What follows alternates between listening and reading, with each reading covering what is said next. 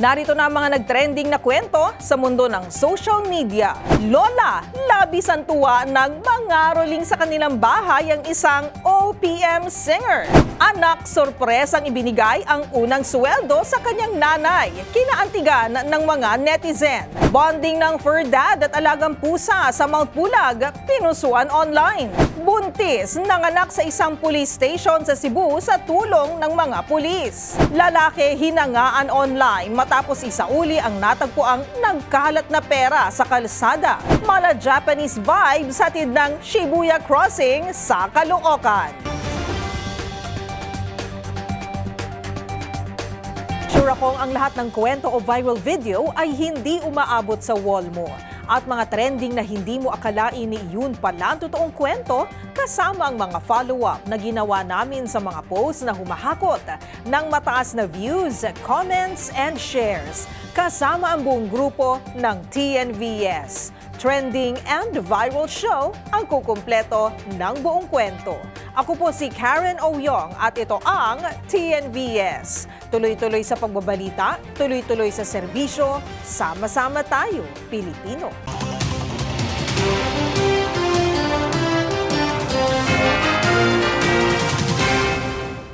Para sa ating unang trending video, Special Christmas Caroling.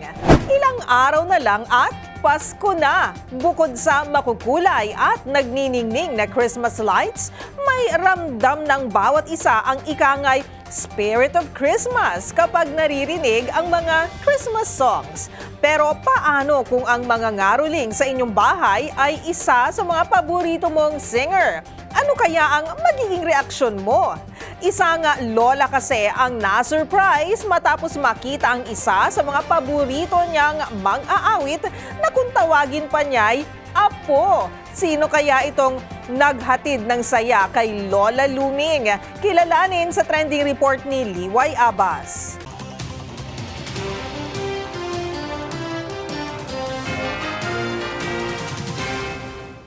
Talagang daman na ng bawat Pilipino ang simoy ng Pasko. Nariyan na ang mga Christmas decor na nagpapahiwatig na nalalapit na nga ang araw ng Kapaskuhan at hindi rin mawawala ang tinig ng mga batang nangangaroling sa bawat kabahayan. Pero tila espesyal naman ang pangangaroling sa tahanan ng isang senior citizen na kung tawagin ay si Mama Luming. Hindi lamang kasi mga ordinaryong bata ang nangaroling sa kanyang tahanan, kundi isang kilalang OPM singer na siya ring paborito niya. Pinost ako sa Facebook, ang sabi ko na kapag may gagamit ng Maligayang Pasko as a sound for a TikTok video, pipili kami tapos pupuntahan namin para mangaroling. Ayun, so andito na kami kina Mama Luming. Sana ma-surprise natin siya. Let's go! Tama ho kayo. Ang special caroler ni Mama Luming ay walang iba kundi ang airy singer at senior high actor na si Juan Carlos Labajo. Nang makita ni Mama Luming ang singer ay agad niya itong niyakap at tinawag pang bunsong anak. Manang-mana ka sa akin, anak. Sa pagkakataong ito ay kinanta ni Juan Carlos ang kanyang first Christmas song kay Mama Luming. Isama mo na ang aso. Maligayang Pasko. Maligayang Pasko. Maligayang Pasko. At syempre, pinagbigyan din ng singer ang hiling ni Mama Luming na awitin ang isa sa hit songs ni Juan Carlos na Ere. At ako'y iniwan mo sa Talaga nga namang merry na merry ang Christmas ni Mama Luming. Kaya naman abot langit ang saya ng kanyang pamilya dahil pinagbigyan ni Juan Carlos ang munting kahilingan ng kanilang ina.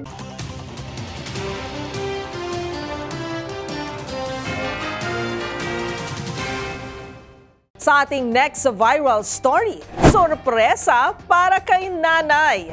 Isang binata sa Pangasinan ang kinaantigan ng mga netizen dahil sa naging sorpresa niya sa kanyang ina. Sa video kasi na kanyang ibinahagi online, makikita kung paanong sorpresang ibinigay ng binata ang kanyang unang sweldo sa kanyang nanay. Ang nakakaantig na mga tagpong yan, panuorin sa trending report ni Pamela Adriano.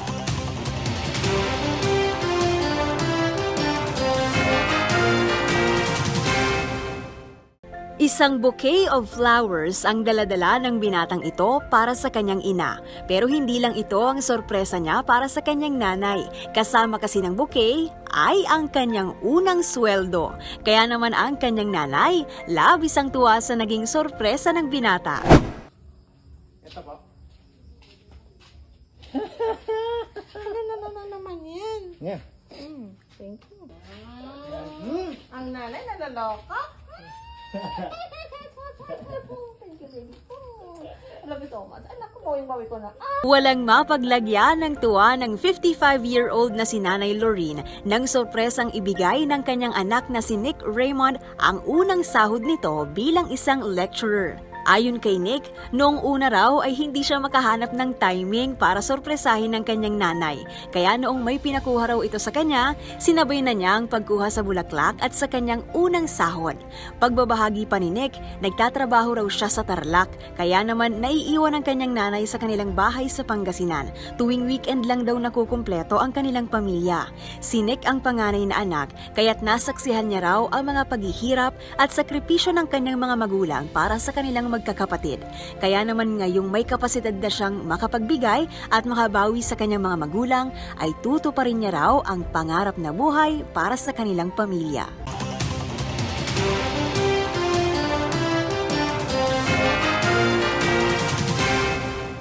Sa ating next trending story, Shibuya Who?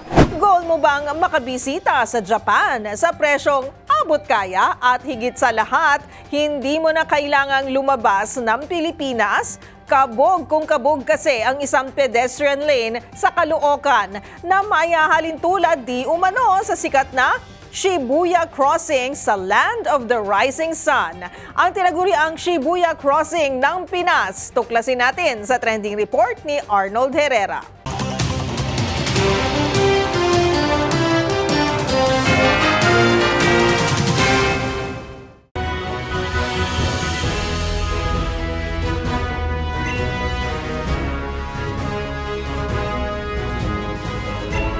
Picture perfect at Instagram worthy.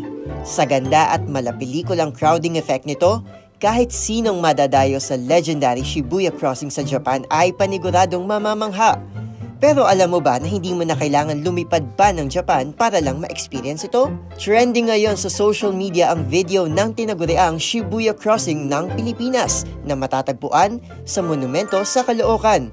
Hindi man singlaki at singlawak ng sa Japan, hindi magpapakabog ang Monumento Crossing sa dami ng taong nagsisiksikan para lang makatawid sa kabilang dulo nito.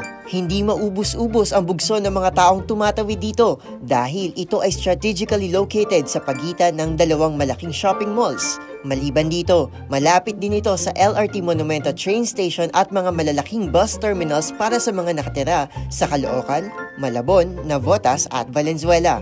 At ngayong holiday season na mas late nagsasara ang mga mall, paniguradong kahit madaling araw na ay hindi pa rin mauubusan ng tao sa tinaguriang Shibuya Crossing ng Pilipinas. Sa kasalukuyan, ang viral video ay may halos 60,000 reactions at higit 40,000 shares na sa Facebook.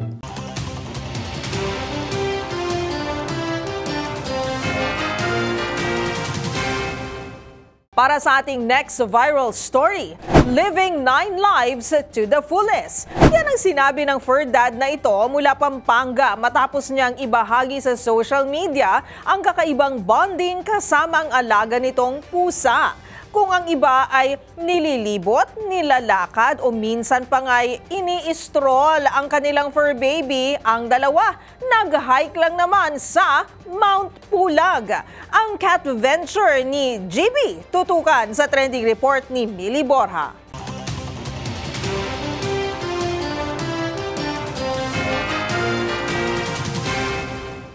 Para sa mga fur parent na nagbabalak igala ang kanilang mga fur baby, baka naman this is your sign. Pinusuan kasi online ang bonding ng netizen na may username na Arkham at ng 10-month-old Persian nito na si Gibi. Sa mga larawang in-upload ng fur dad sa Facebook group na Akyat Bundok, makikita ang mga litrato ng pag-akyat ng dalawa sa Mount Pulag. Ayon sa uploader, naging masaya raw ang kanyang experience kasama ang alaga dahil naging kalmado lamang si Gibby habang ine-enjoy ang view. Madalas niya raw talagang isama ang pusa sa paglalakad gaya na lang sa mga syudad. Pero ito lamang daw ang ikalawang beses na umakyat si Gibby ng bundok. At syempre siguradong good vibes din ang dala nito sa mga nakasama at nakasalamuhan nito sa bundok. Kaya naman ang ilang netizen, kanya-kanyang lapag sa comment section ng kanilang kuhang litrato ni Gibby. Ang ilan naman na-inspire at binabalak na ring isama ang kanilang fur baby sa mountain adventure. Umabot na sa higit 1,000 reactions at 100 shares.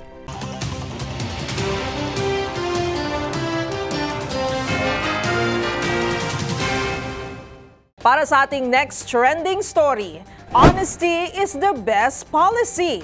Hinangaan online at ng Malinaw Police sa Albay ang katapatang ipinamalas ng isang 32-year-old na lalaking nagtatrabaho sa isang hardware store. Ang mama kasi hindi nagpasilaw sa salapi at agad dinala sa mga otoridad ang natagpuang nagkalat na pera sa kalsada. Ang kwento ng katapatan panuurin sa trending report ni Angelica Cosme.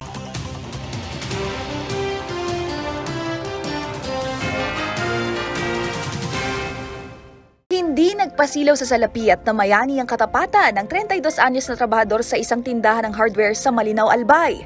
Ang mama na kinilalang si Antonio Bilan ibinida ng Malinaw Municipal Police Station matapos magtungo sa kanilang tanggapan bitbit ang napulot na perang naggalat sa kalsada.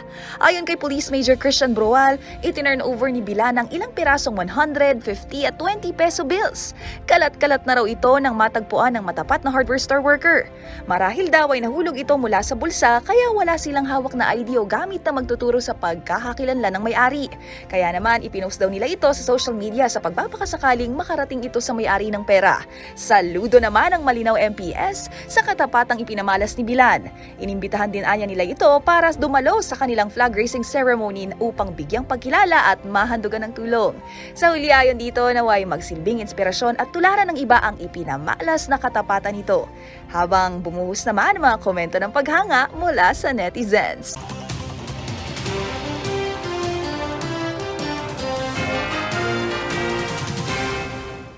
At para sa huling trending balita, bayanihan.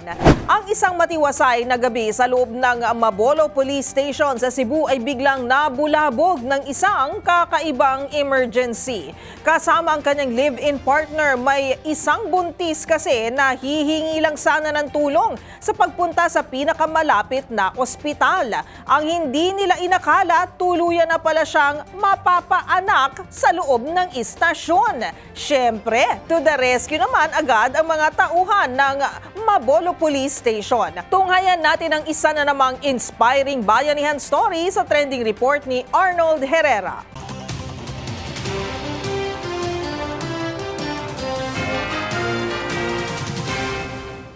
Labas man sa kanilang job description, hindi ito naging hadlang upang ipakita ng mga pulis sa Mabolo sa Cebu na sila ay maaasahan sa anumang uri ng sakuna. Hapon noong 11 ng Nobyembre, nagtungo ang mag-live-in partner na sina Glissy at Steve sa Mabolo Police Station para humingi ng tulong papunta sa ospital. Si Glissy kasi, buntis at kasalukuyan ng nakakaramdam ng contractions. Senyales na malapit na siyang manganak. Ngunit, hindi pa man sila nakakalabas ng istasyon ay napaanak na ang babae. Walang ano-ano, agad kumilos ang mga tauhan ng naturang police station para tulungan siya sa ligtas na panganganak. Makalipas ang ilang minuto, matagumpay na isinilang ni Glissy ang kanyang healthy baby girl. Agaran ding dinala sa Cebu City Medical Center ang mag-ina upang matiyak ang kanilang kaligtasan. Sa isang press release, pinuri ni Police Brigadier General Anthony Aberin, Regional Director ng Police Regional Office 7, ang mga tauhan ng naturang police station. Maliban dito, hinangaan din niya ang mag-live-in partner dahil sa kanilang paghingi ng tulong na umano'y simbolo ng patuloy na pagtitiwala ng mga tao sa ating pulisya.